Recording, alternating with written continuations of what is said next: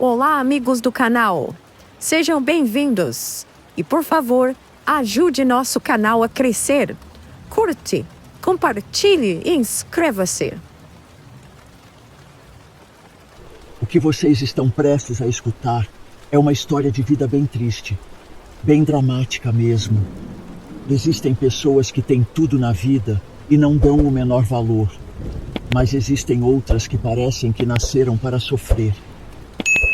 Eu cresci num lar que muitos chamariam de destruído, mas para mim, que vivia aquela situação, era só a minha vida. Sabe aquela vida que você vai levando, meio no automático, sem saber o que é certo ou errado, porque ninguém nunca te explicou direito? O que costuma parecer estranho para os outros, para mim, era só a minha rotina. E assim foi até eu completar uns 7 anos de idade. Infelizmente, foi a partir daí que as nossas vidas conseguiram ir de mal a pior. Tudo começou quando minha mãe decidiu que não queria mais lidar comigo e com o Lucas, meu irmão mais novo. Ela simplesmente nos abandonou e nos trocou pelo seu mundinho de drogas. Eu nem sabia quem era meu pai, se era o mesmo do meu irmão. A gente foi parar no sistema de adoção. Eu lembro da gente indo para aquele prédio cheio de gente estranha, adultos que tentavam sorrir para disfarçar o que realmente pensavam.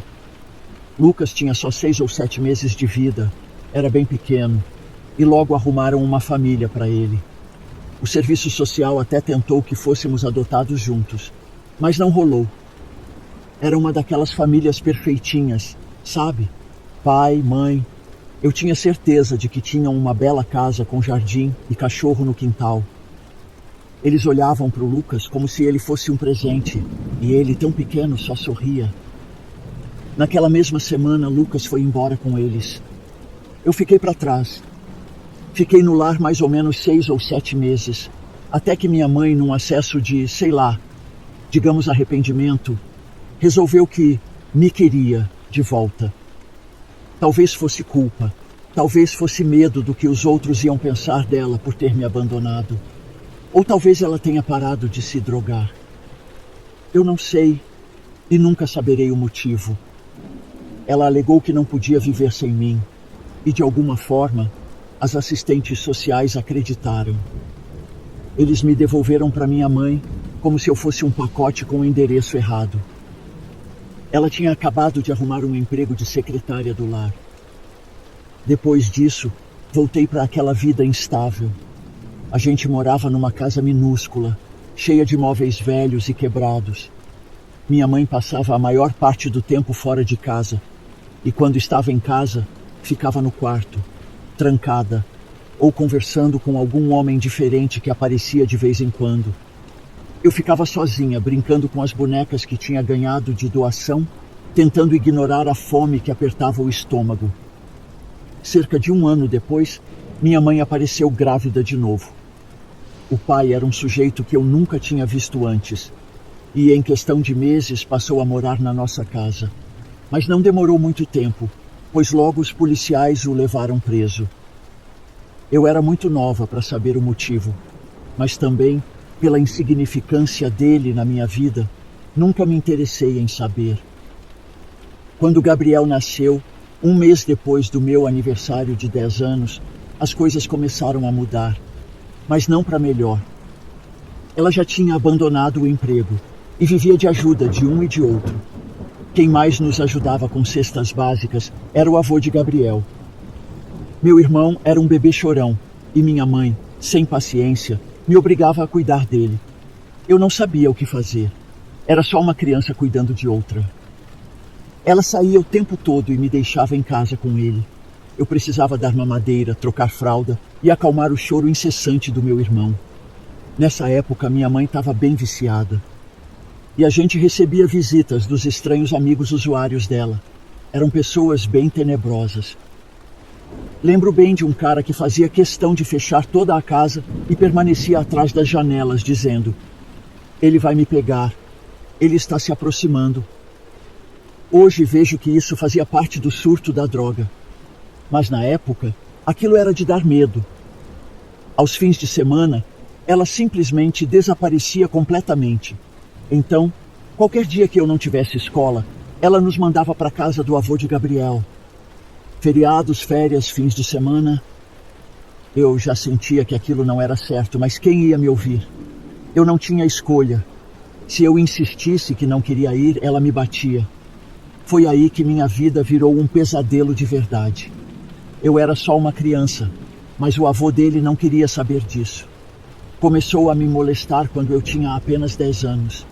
Era um jogo doentio para ele, mas não irei entrar em detalhes sobre isso, pois sei que tem gente sensível que está escutando isso. Depois daquelas coisas horríveis que ele fazia comigo, me dava dinheiro ou me levava ao shopping para eu pegar o que quisesse.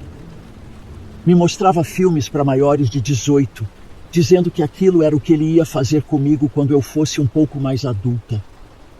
Como eu disse antes, a minha vida eu levava no automático.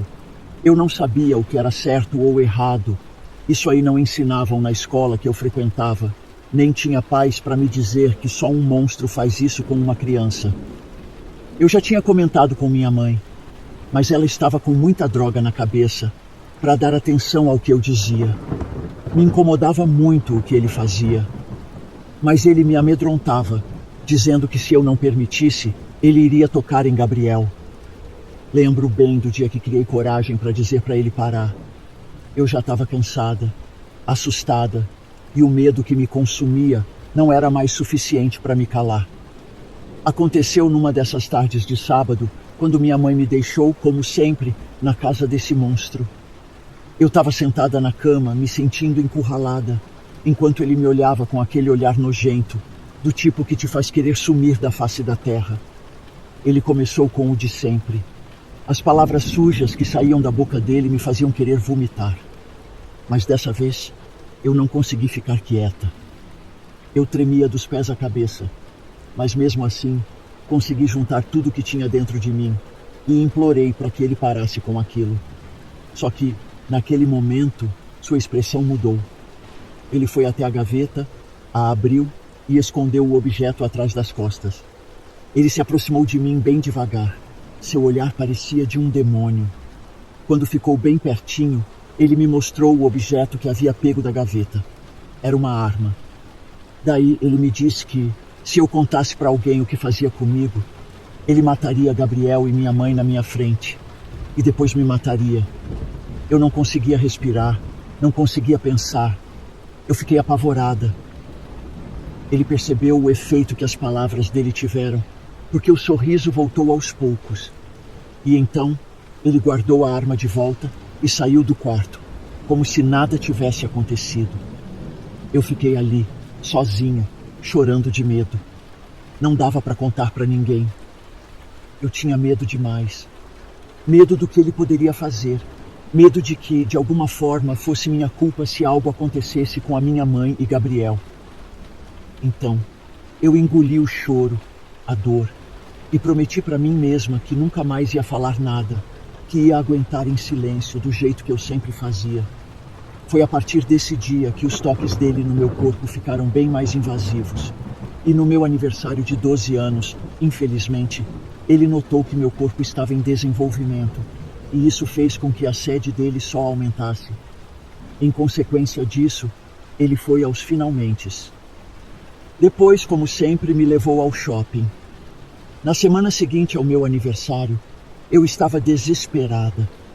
Com a memória do que tinha acontecido ainda fresca e dolorosa, voltei a tocar no assunto com minha mãe, esperando que ela me protegesse. Nesse dia, ela ainda não estava sob efeito das drogas. Eu me lembro de estar tremendo quando entrei na cozinha, onde ela estava preparando o jantar. Eu tentei achar as palavras certas e, com a voz trêmula, comecei a contar o que o avô de Gabriel fazia comigo. Eu tinha esperanças de que ela parasse o que estava fazendo, me olhasse com preocupação e me abraçasse. Mas em vez disso, ela se irritou. Ela se virou para mim e, aos gritos, disse que eu estava mentindo, que é feio acusar os outros apenas para chamar a atenção. Eu chorei e jurei que estava falando a verdade e que não queria mais ir à casa dele. Aí, ela levantou a mão e me deu um tapa no rosto. O tapa foi tão forte e inesperado que caí no chão. Eu chorei ainda mais, não só pela dor física, mas pelo sentimento profundo de rejeição e desamparo. Ela continuou me xingando, me acusando de ser uma mentirosa e de estar criando problemas. Ali entendi que de nada adiantaria eu tentar convencê-la. Ela não acreditaria em mim. Ali eu me vi completamente sozinha. Não tinha ninguém que pudesse me ajudar. Eu não vou entrar em detalhes, mas sim, infelizmente, o avô de Gabriel continuou a fazer aquelas coisas comigo. Eu não pude fazer nada para evitar, pois ele passou a ficar com a arma do lado, alegando que se eu me recusasse, ele iria atirar em mim. A única coisa positiva que aconteceu naquela época foi que minha mãe tentou novamente se libertar do vício das drogas. E então, com isso, ela passou a ficar mais em casa e não me mandava mais para a casa do avô de Gabriel. Até um emprego de panfletista ela arranjou. De vez em quando, até parecia mais doce e compreensiva. Uma das melhores memórias que tenho desse período foi uma tarde em que fomos juntas ao shopping. Era um sábado. Eu e meu irmão estávamos assistindo a um desenho e ela tinha acabado de chegar do trabalho. Daí, minha mãe se aproximou da gente e falou que queria fazer algo diferente naquele dia. Ela sugeriu que fôssemos ao shopping, algo que, até então, eu nunca havia feito com ela. Eu fiquei animada, porque sabia que isso significava que teríamos um momento feliz, um momento de família. Chegamos ao shopping, fomos na praça de alimentação. Minha mãe até me deixou escolher o que eu queria comer. Conversamos sobre coisas que nunca havíamos conversado até então. Foi um dos momentos mais tranquilos e alegres que já vivenciamos. Foi como se, por um dia, as preocupações e os problemas tivessem ficado para trás. Isso se repetiu mais algumas vezes. Eu estava tão feliz. Eu realmente acreditei que as coisas iriam melhorar de vez. Mas não. Essa fase, infelizmente, não durou muito. Minha mãe voltou a usar drogas pesadas, e não sei porquê, mas ela começou a implicar seriamente com a minha presença naquela casa e me obrigava a ir para a casa do avô de Gabriel. Na verdade, ela queria a casa livre para receber seus amigos drogados. Uma certa noite, enquanto eu estava assistindo a um desenho na sala com meu irmão, minha mãe entrou em casa e, pela expressão dela, dava para ver que estava bem doidona. Eu sabia que quando ela vinha assim, fazia qualquer coisa para me tirar do sério. Por isso eu imediatamente levantei e fui até meu quarto. Mas não adiantou. Ela abriu a porta do meu quarto e começou a gritar comigo, alegando que a sala estava um caos e que meu dever era deixar tudo organizado. Sendo que tinham apenas 3 carrinhos no chão da sala. Nem era motivo para implicar. E quem brincava era meu irmão, não eu. Mas é claro, eu era a responsável por tudo, né? Eu sabia que não adiantava falar nada para me defender, pois ela ficaria mais nervosa. E o melhor a se fazer era ficar quieta, e foi o que eu fiz. Mas daí ela surtou ainda mais, dizendo que eu estava fazendo ela de cachorro. Ela me puxou da cama e me sacudiu com força, gritando que eu lhe devia respeito. Meu irmão ficou assustado com a cena e começou a chorar. Bom, isso fez com que ela ficasse ainda mais nervosa e disse que, por minha culpa, meu irmão estava presenciando uma cena daquelas. Ela me deu um chute fortíssimo na canela e mandou arrumar os brinquedos. O chute doeu pra caramba, mas eu disfarcei a dor e engoli o choro. Calada estava e calada fiquei. De cabeça baixa, fui até a sala e catei aqueles 3 carrinhos que estavam no chão e voltei ao meu quarto. Aquele período foi quase todo desse jeito, mas ainda conseguiu piorar. Ela obrigava tanto a mim quanto a Gabriel a ir para a casa do avô dele todo fim de semana e feriado. Minha mãe estava constantemente organizando festas em casa. Lembro de uma noite específica. Era tipo 11 da noite. Já estava tarde. Não tinha como mandar a gente para a casa do avô de Gabriel, pois morávamos em outro bairro. Nessa noite, ela estava com uma dúzia de pessoas estranhas. Ela gritou que era para deixar a sala livre e ficar no quarto. A música estava tão alta que nem eu, nem Gabriel conseguimos dormir. Em certo momento, Gabriel falou que estava muito apertado para fazer o número 2 e me pediu para acompanhá-lo ao banheiro, dizendo que ele não iria conseguir mais segurar. Eu lhe pedi para que segurasse, pois estava com medo de minha mãe brigar por termos saído do quarto. Mas ele não parava de choramingar. Bom, eu tive que acompanhá-lo ao banheiro. Daí pude ver que o ambiente da festa não estava nada agradável. Havia gente se beijando e outros que faziam coisas que na época eu não entendia, mas agora sei que estavam se drogando. Para minha sorte, minha mãe não me viu ali, pois com certeza ela iria me bater. Quando Gabriel saiu do banheiro, voltei para o quarto, rezando para que ninguém entrasse e fizesse algo ruim com a gente. Mas não, graças a Deus, ninguém entrou.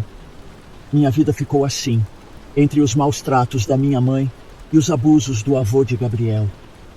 Após os meus 13 anos, minha vida se tornou insuportável. Eu não tinha paz.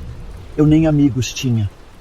Em uma noite especialmente difícil, eu não aguentei mais e decidi tentar acabar com tudo.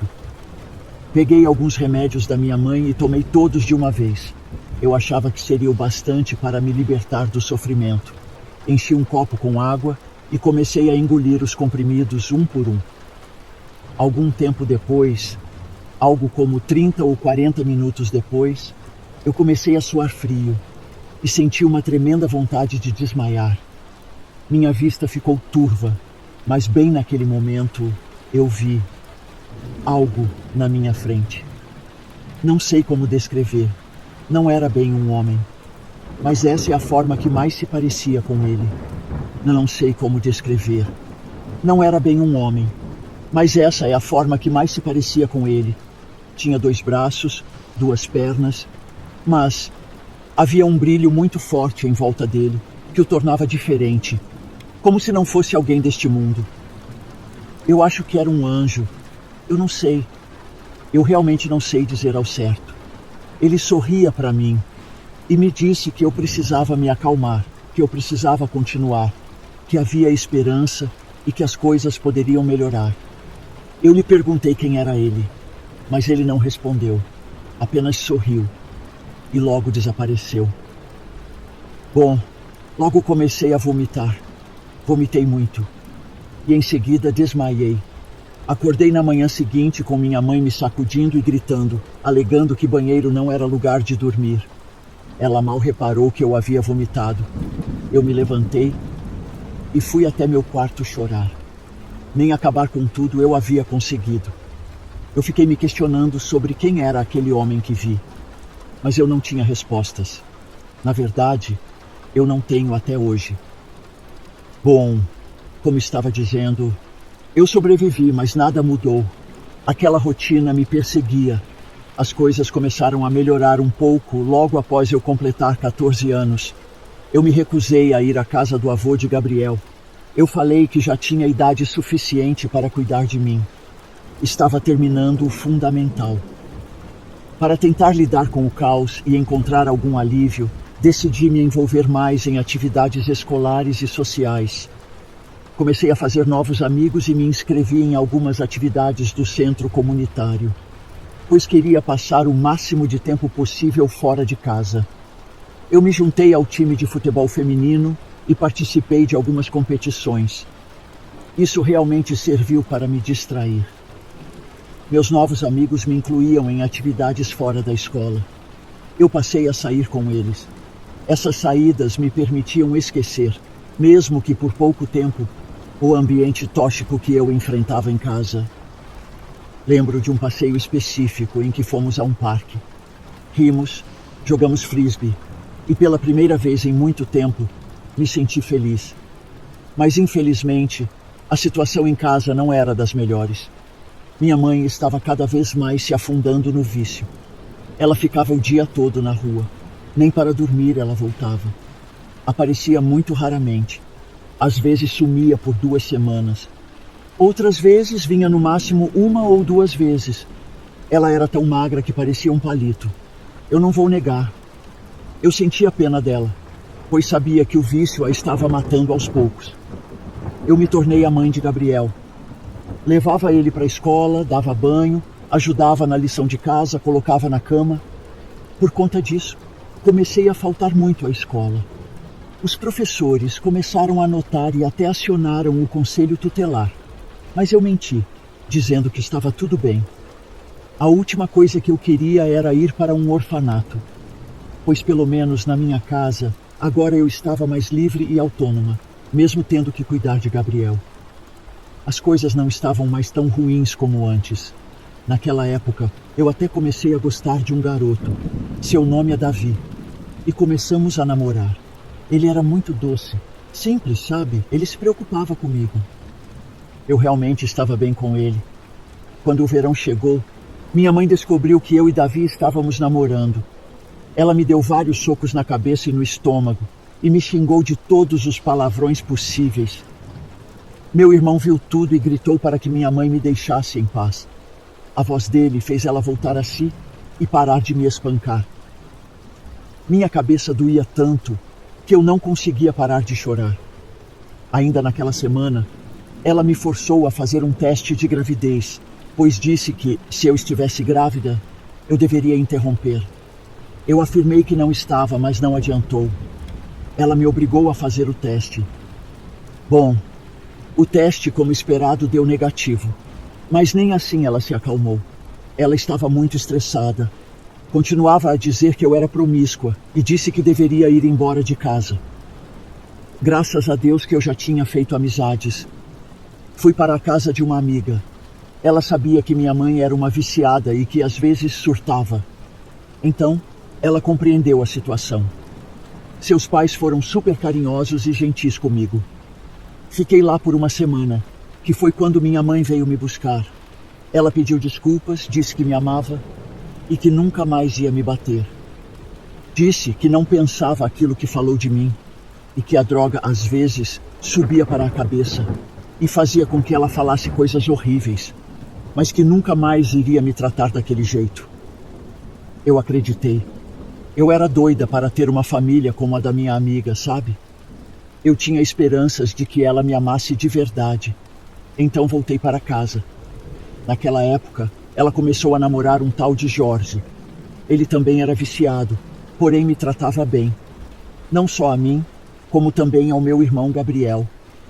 Nunca soube que trabalho ele fazia. Só sei que todos os fins de semana a gente ia comer na pizzaria ou dava uma volta no shopping. Ele sempre trazia algum brinquedo para meu irmão e alguma coisa para mim. Coisas simples, tipo uma pulseirinha ou um brinquinho. Algo bem simples, mas eu apreciava muito. Essa foi uma fase muito boa, pois a minha esperança de ter uma família feliz poderia estar se concretizando. Mas infelizmente, como tudo de bom na minha vida se estragava, isso também acabou. Era meados de julho. Eu estava no meio de um sono pesado, quando de repente fui arrancada da cama com os gritos da minha mãe. Ela estava literalmente desesperada. Ali entendi que ela estava sob efeitos das drogas. Ela gritava, chorava, dizendo que George tinha tocado em mim e no meu irmão. Eu ainda estava meio zonza, então estava tentando entender o que estava acontecendo, mas assim que me dei conta da barbaridade que ela estava falando, eu afirmei em alto tom que George nunca tocou na gente. Bom, ela correu para o telefone e chamou a polícia e pediu para que eles viessem o mais rápido possível. Eu olhei para meu irmão e senti muita dó. Ele estava tremendo de medo. Eu queria muito que aquilo fosse um pesadelo, mas não era. Quando os policiais chegaram, a atmosfera ficou ainda mais tensa. Eles começaram a fazer perguntas, um de cada vez, e a ficha foi caindo de que as coisas estavam muito mais sérias do que eu imaginava.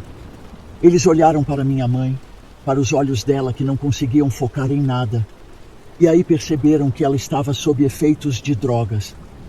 Os policiais acionaram imediatamente o conselho tutelar e nos levaram para a delegacia. Lá, eles disseram que não dava para deixar a gente com a minha mãe naquele estado, e após algum tempo, o avô de Gabriel apareceu para nos levar. Enquanto isso, minha mãe foi detida por 72 horas e passou por uma avaliação psiquiátrica. Foi tudo muito rápido e muito confuso. Num minuto, eu estava dormindo na minha cama, e no outro, a gente estava na casa daquele monstro.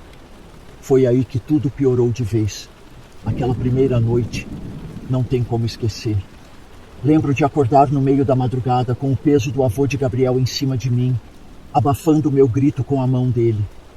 Eu queria gritar, queria empurrar ele, mas tudo o que eu conseguia fazer era chorar em silêncio, tentando entender por que aquilo estava acontecendo comigo. Foi um horror tão grande que até hoje sinto um frio na barriga só de lembrar. Quando ele finalmente terminou, tirou uma toalha do bolso, me limpou como se estivesse limpando qualquer sujeira e saiu do quarto, como se nada tivesse acontecido. Ele voltou para o quarto dele e eu fiquei ali, paralisada, perdida no meio daquele pesadelo que parecia não ter fim. Depois daquelas 72 horas que minha mãe passou em observação, ela voltou para casa. O conselho tutelar deixou que eu e meu irmão fôssemos junto com ela. Eu tinha esperança de que as coisas poderiam voltar a ser como antes daquele surto idiota. Eu realmente estava acreditando nisso. Eu não tenho certeza de onde vinha o dinheiro do nosso sustento, mas creio que ela recebia auxílio reclusão por conta do pai de Gabriel, que ainda estava preso. Nos primeiros 3 dias, tudo parecia tranquilo, principalmente porque minha mãe dormia quase o tempo todo, provavelmente por causa dos remédios que deram para ela. Eu ficava na minha, sem fazer barulho, tentando não incomodá-la. A última coisa que eu queria era dar motivo para ela surtar. Até andava na ponta dos pés, com medo de acordá-la. Só que no 4º dia, ela levantou da cama. Acho que os efeitos dos calmantes haviam passado. Ou parou de tomá-los. Eu não sei. Só sei que a tempestade voltou com tudo. George também estava lá naquele dia. Lembro que ela me chamou de repente, mas só pelo tom de voz. Eu já sabia que não viria nada de bom. Eu gelei. Ela começou a gritar comigo, pedindo para eu pegar o cinto dela. Fui lá, peguei o cinto, entreguei para ela com as mãos tremendo, e ela começou a me bater sem piedade. Ela não se limitou a isso. Ela também me insultava, me xingava.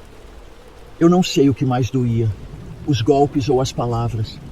Ela gritava que não me amava, que eu era a razão do meu irmão Lucas ter sido adotado quando ainda era um bebê. Ela dizia que eu era uma maldição e que eu nunca deveria ter nascido, pois só trazia desgraça. Eu não aguentei mais aquilo. Quando ela terminou, eu liguei para a polícia e contei tudo o que ela fez comigo. Eles vieram na minha casa ainda naquela noite. Eu mostrei as marcas.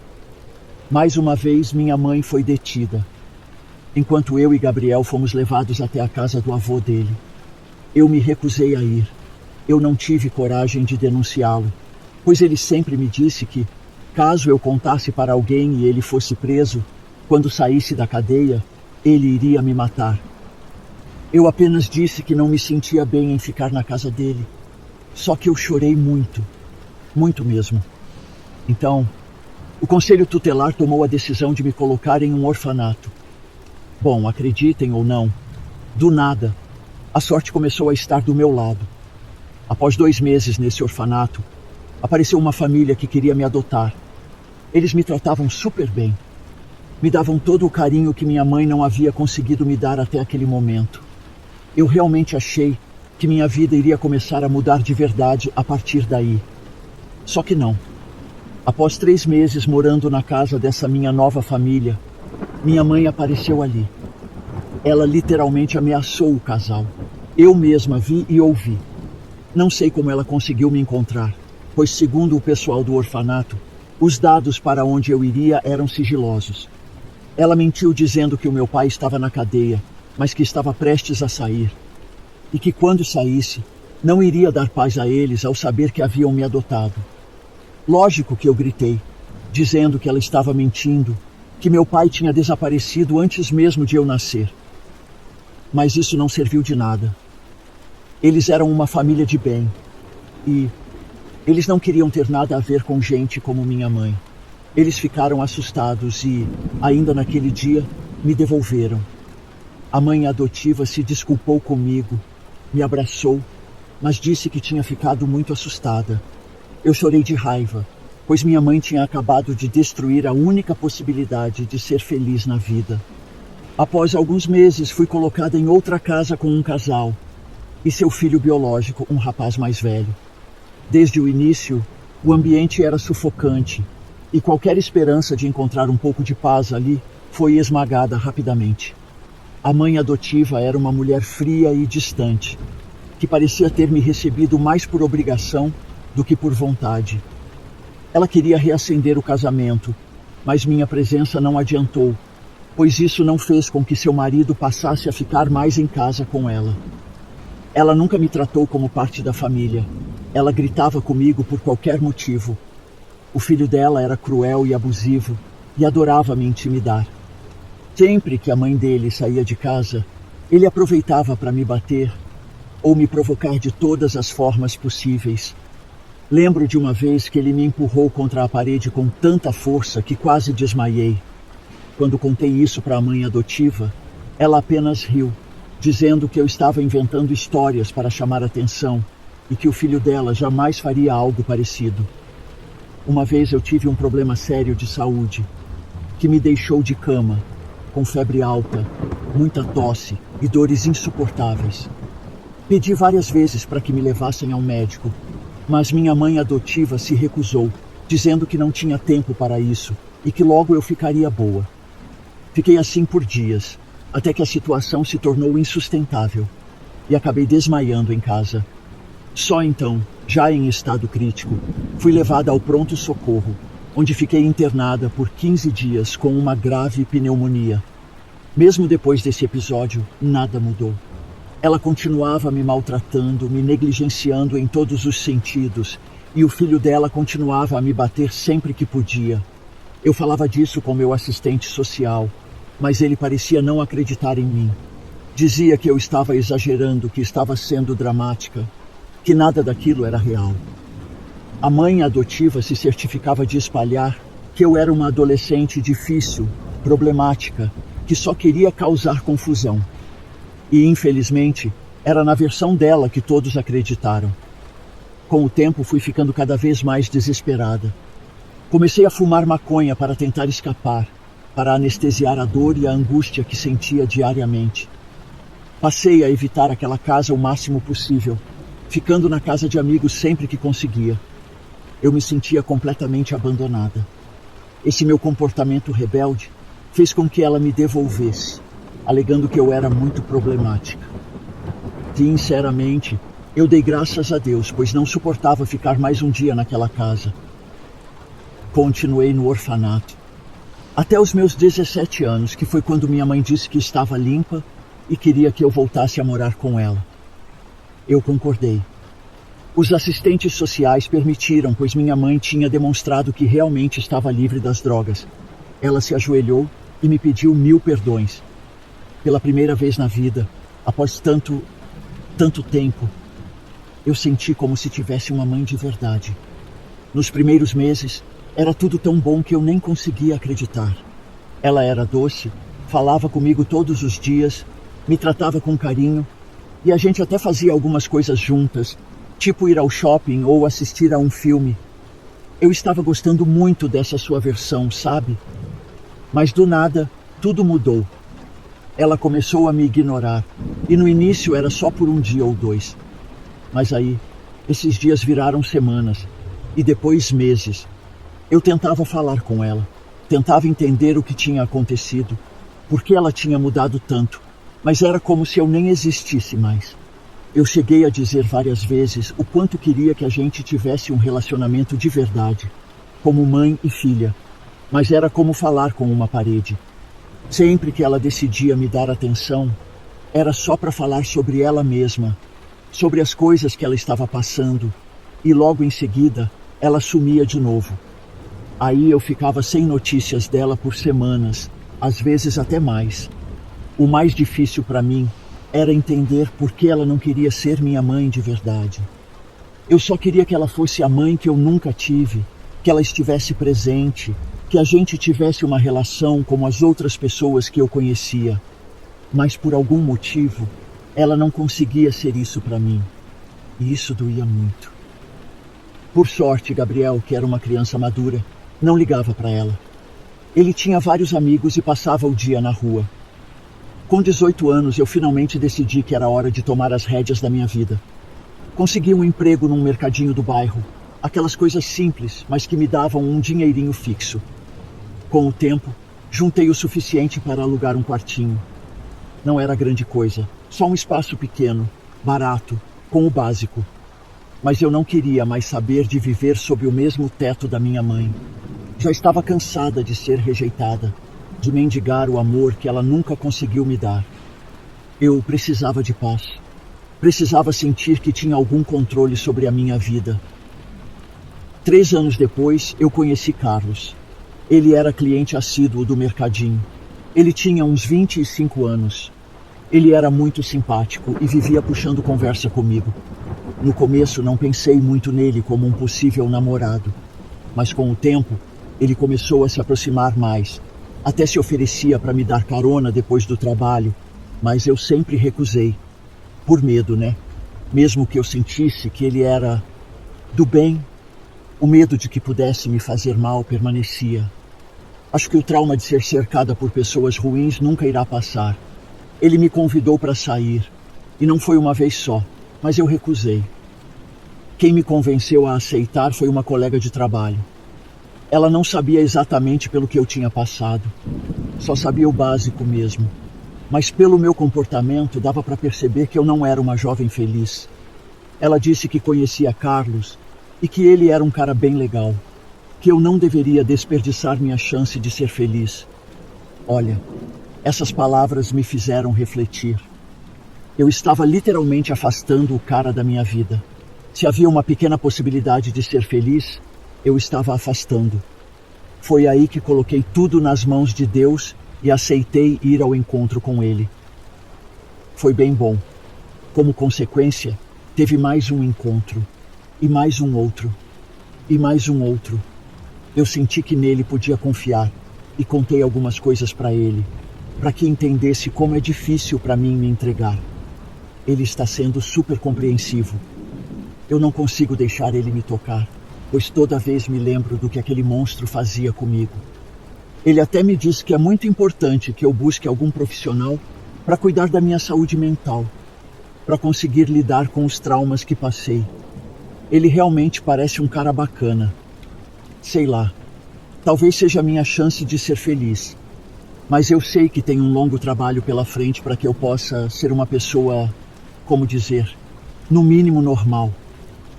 Ele disse que quer ficar na minha vida. Eu estou muito feliz por isso. Vamos ver no que vai dar. Em relação ao meu irmão, eu falo com ele todos os dias. Ele está morando com seu avô, pois minha mãe infelizmente está perdida nas drogas. Na última vez que a vi, ela estava totalmente acabada. Eu sinto muito por ela. Eu sinto muito pelo meu irmão. E sinto muito por mim, por tudo que tive que passar. Mas espero que a partir de agora, com o tratamento psicológico, eu consiga tocar minha vida para frente de verdade. Espero que agora eu comece a viver.